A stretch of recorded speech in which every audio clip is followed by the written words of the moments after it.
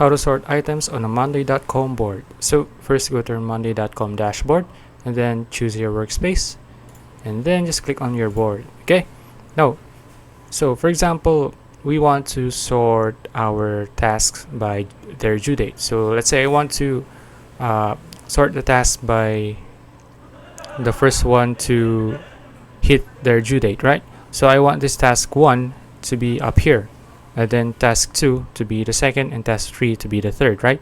So what you need to do is just click on this one, the sort here button, then just click on choose column here and click on due date.